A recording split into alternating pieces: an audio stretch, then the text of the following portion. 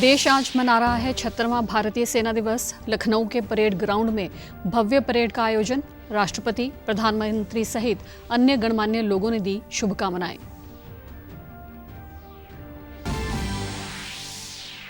प्रधानमंत्री नरेंद्र मोदी ने पीएम जनमन योजना के 1 लाख लाभार्थियों को जारी की पहली किश्त। प्रधानमंत्री ने लाभार्थियों से संवाद कर सरकार से मिल रही सुविधाओं और उनके अनुभव भी जाने।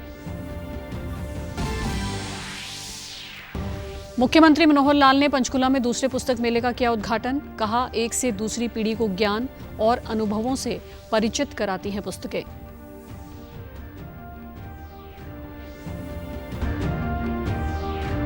और ठंड और कोहरे की चपेट में पूरा उत्तर भारत। हरियाणा में पहली से तीसरी कक्षा तक, चंडीगढ़ व पंजाब में प्राइमरी कक्षा तक रहेगी छुट्टी। 20 जनवरी के बाद खुलेंगे स्कूल। नमस्कार, मैं भानुप्रिया। अब समाचार विस्तार से।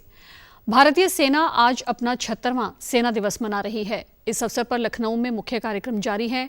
ये दूसरी बार है जब सेना दिवस कार्यक्रम दिल्ली से बाहर हो रहा है। सूर्य खेल परिसर में परेड के बाद शौर्य संध्या का आयोजन किया जाएगा, जिसमें रक्षा मंत्री राजनाथ सिंह मुख्य अतिथि के रूप में शामिल होंगे। इस आयोजन में मार्शल आर्ट्स के विभिन्न रूपों, सुखोई और किरण विमानों द्वारा फ्लाई पास्ट के साथ साथ कई सैन्य प्रदर्शन होंगे। हिंदोसिता हमारा की धुन पर अगला दस्ता है पाइपर और ड्रम बैंड का। नेतृत्व कर रहे हैं सूबेदार major Manmohan Singh. 1 signal training centre के इसमें शामिल Jat regimental centre, Sikh regimental centre, Sikh light infantry regimental centre, Kumaon regimental centre और 1st सिग्नल ट्रेनिंग सेंटर के पाइपर्स और ड्रमर्स। सेना दिवस पर राष्ट्रपति द्रौपदी मुर्मू ने जवानों को बधाई दी है। राष्ट्रपति ने एक्स पर कहा है कि सेना दिवस पर सेना के जवानों, पूर्व सैनिकों और उनके परिवारों को शुभकामनाएं। भारतीय सेना में अनुकरणीय बहादुरी की एक लंबी परंपरा है, जो अत्यंत समर्पण के साथ देश की सीमाओं की रक्षा करती है। उनकी देशभक्ति सभी नागरिकों के लिए प्रेरणा का एक बड़ा स्रोत बनी हुई है। आज कृतज्ञ राष्ट्र मातृभूमि के लिए अपने प्राणों की आहुति देने वालों को श्रद्धांजलि देता है और भारतीय सेना के जज्बे को सलाम करता है। मैं सेना के सभी सदस्यों को शुभकामनाएं देती हूं। प्रधानमंत्री नरेंद्र मोदी ने भी सैनिकों को सेना दिवस की बधाई दी है। प्रधानमंत्री ने एक्स पर कहा है कि सेना दिवस पर हम अपने सैन्य कर्मियों के असाधारण साहस, अटूट प्रतिबद्धता और बलिदान का सम्मान करते हैं। हमारे राष्ट्र की रक्षा करने और हमारी संप्रभुता को बनाए रखने में उनका अथक समर्पण उनकी बहादुरी का प्रमाण है। वे मजबूती के स्तंभ हैं। साथ ही प्रधानमंत्री ने सेना दिवस के मौके पर एक वीडियो भी साझा किया है। जहां राम निवास, यानी जहां राम है वहीं अयोध्या है। मेरे लिए जहां मेरी भारतीय सेना है, जहां मेरे देश के सुरक्षा बल के जवान तैनात हैं, वो स्थान किसी भी मंदिर से कम नहीं।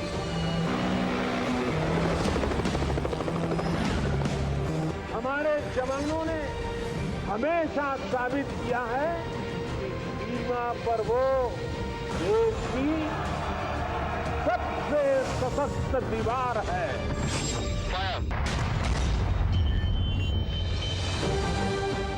भारत की सेना और सुरक्षा बलों का राष्ट्र निर्माण में निरंतर योगदान रहा है।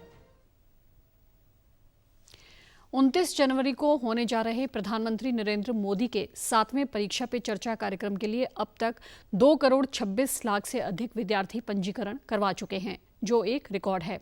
शिक्षा मंत्रालय ने पिछले महीने 12 दिसंबर से इस वर्ष 12 जनवरी तक 6ठी से 12वीं कक्षा तक के विद्यार्थियों के साथ अध्यापकों और अभिभावकों से ही इस कार्यक्रम में भाग लेने के लिए MyGov पोर्टल पर ऑनलाइन आवेदन आमंत्रित किए थे। मंत्रालय ने बताया कि MyGov पोर्टल पर मिले प्रश्नों के आधार पर 2050 प्रतिभागी चुने जाएंगे। इन प्रतिभागियों को एक विशेष किट प्रदान की जाएगी। इस किट में प्रधानमंत्री की पुस्तक एग्जाम वॉरियर्स के हिंदी और अंग्रेजी संस्करण के साथ प्रमाण पत्र दिया जाएगा। इस वर्ष प्रधानमंत्री के साथ 4000 से अधिक विद्यार्थी चर्चा करेंगे। ये कार्यक्रम दिल्ली के भारत मंडपम में होगा। परीक्षा पे चर्चा कार्यक्रम में प्रधानमंत्री मोदी परीक्षा के तनाव से मुक्त होने और विद्यालय के बाद के जीवन पर देश विदेश के छात्रों, अभिभावकों और शिक्षकों के साथ चर्चा करते हैं। ये कार्यक्रम युवाओं के लिए तनाव मुक्त वातावरण तैयार करने के प्रयोजन से आयोजित किया जाता है। हरियाणा ऊर्जा विभाग की ओर से पंचकुला के यवनिका टाउन पार्क में दूसरे पुस्तक मेले का आयोजन किया जा रहा है। आज हरियाणा के मुख्यमंत्री मनोहर लाल ने इसका शुभारंभ किया। इस मौके पर विधानसभा अध्यक्ष ज्ञानचंद गुप्ता, हरियाणा बिजली विभाग के चेयरमैन पीके दास भी मौजूद रहे। 100 से अधिक प्रकाशकों की रचनाओं से प्रदर्शित ये पुस्तक मेला 22 जनवरी तक चलेगा। इस मौके पर मुख्यमंत्री मनोहर लाल ने कहा कि ज्ञान शाश्वत होता है और इस ज्ञान को आगे पीढ़ियों तक पहुंचाने की परंपरा चली आ रही है। पुस्तकें ज्ञान देने से लेकर अनुभवों से परिचय कराते हुए कई भावों का आभास करवाती हैं। पुस्तक एक शरीर है और भाषा उसकी आत्मा। पुस्तकें मानसिक व्यायाम का साधन है। जीवन में आगे बढ़ने के लिए हमें पुस्तकों का सहारा लेना चाहिए। मुख्यमंत्री ने कहा कि उनके आवास संत कबीर कुटीर में भी एक पुस्तकालय बनाया जाएगा। तो एक बार लिया गया ज्ञान या मिला ज्ञान या उसके ऊपर कोई भी अनुसंधान हुआ, वो आगे अगली पीढ़ियों तक को भी मिलता रहे, उसके लिए उस ज्ञान की ट्रांसफॉर्मेशन, उस ज्ञान की वाहन के नाते से कुछ सिस्टम बनना चाहिए। प्राचीन काल में जब पुस्तकें नहीं होती थी, उस समय श्रुति ज्ञान इसी का सहारा लिया जाता था। एक पीढ़ी के लोग अपने आने वाली पीढ़ी को वो सारी बातें बताते थे, समझाते थे।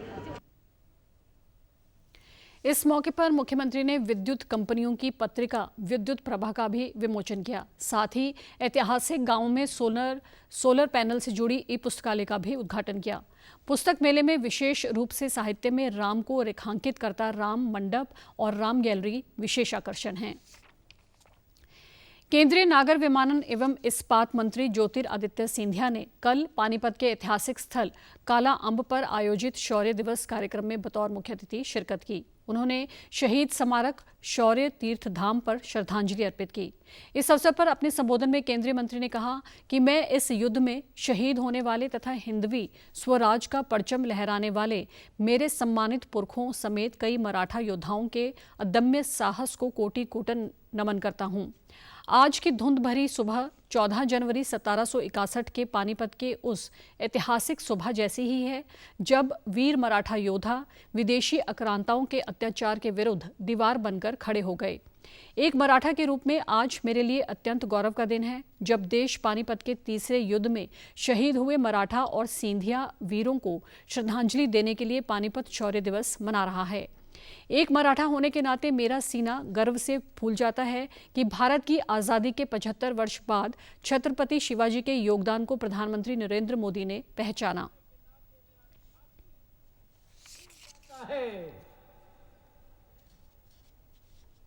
जब 75 वर्ष बाद इस देश के अंदर अगर किसी ने छत्रपति शिवाजी महाराज को पहचाना तो हमारे पंत प्रधान प्रधानमंत्री ने माना, जिन्होंने भारतीय नौसेना के झंडे पर छत्रपति शिवाजी महाराज का अलग संपूर्ण रूप से डालने का कार्य कर दिया।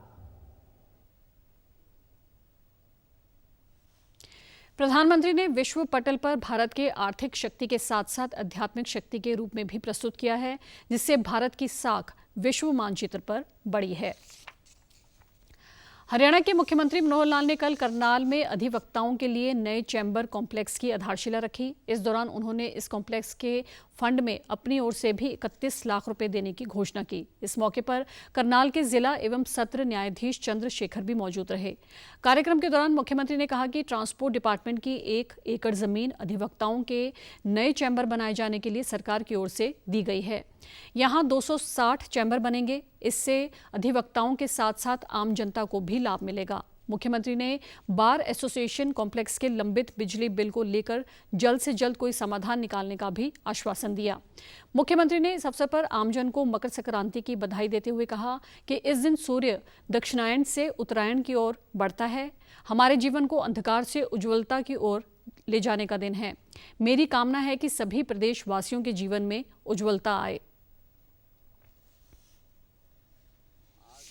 जिला बार एसोसिएशन की ओर से जो एक निवेदन हमको मिला था, उनको 1 एकड़ जमीन हम उपलब्ध करवाई है और जो इनके चैम्बर्स के लिए आज शिलान्यास किया है, उस शिलान्यास के अवसर के ऊपर इन्होंने भी अपने योगदान को आगे बढ़ा करके और उसको बनाने का एक निर्णय लिया है। इनकी अपेक्षा थी कि हम भी इसमें कुछ योगदान करें, तो 31 लाख रुपए का योगदान। मकर संक्रांति का ये उत्सव है और जैसा हम जानते हैं कि मकर संक्रांति के दिन सूर्य और पृथ्वी की जो दिशा रहती है उसमें एक परिवर्तन आता है कि सूर्य दक्षिणायन से उत्तरायण की ओर प्रवेश करता है। हमारे जीवन में अंधकार से उज्ज्वलता की ओर ले जाने का ये दिन है।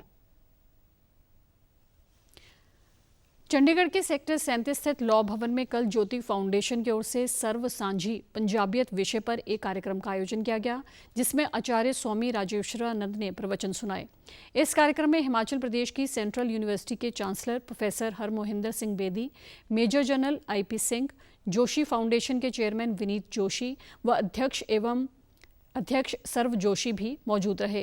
इस दौरान स्वामी राजेश्वरानंद ने कहा कि भगवान श्री राम का पंजाब और पंजाबियत से भौगोलिक और आध्यात्मिक रिश्ता है। श्री गुरु ग्रंथ साहिब में श्री राम को त्रेता के अवतार के रूप में माना जाता है। पंजाब में बहुत से स्थान हैं जिनका संबंध भगवान राम से है।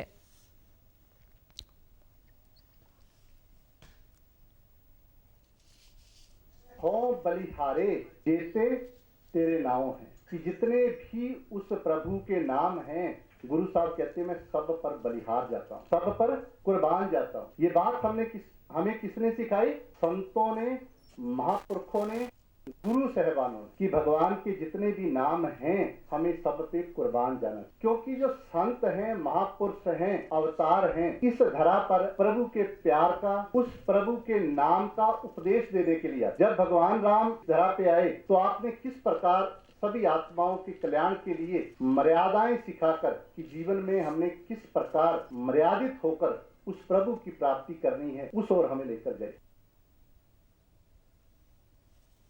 उन्होंने कहा कि सभी मिलजुल कर 22 जनवरी के ऐतिहासिक दिवस पर अपने घरों में दीपमाला कर श्री राम की याद में अपने मन में भी दीपक प्रज्वलित कर उनके संदेश को जीवन में उतारें। इससे विश्व में प्रेम और भाईचारे को बल मिलेगा।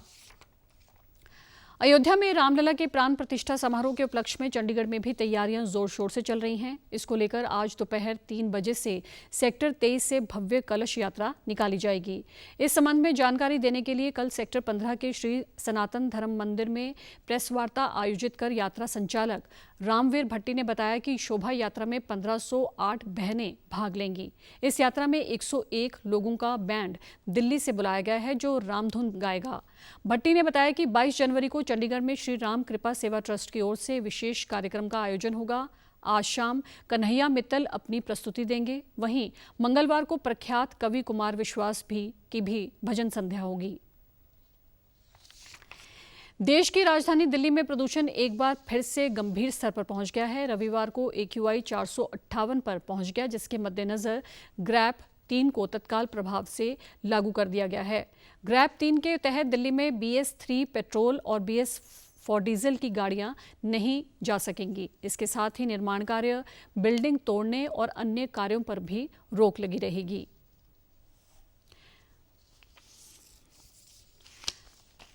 और आप हमारे समाचार YouTube channel DD news Chandigarh, Facebook DD news Chandigarh और social media X DD news CHD पर भी देख सकते हैं।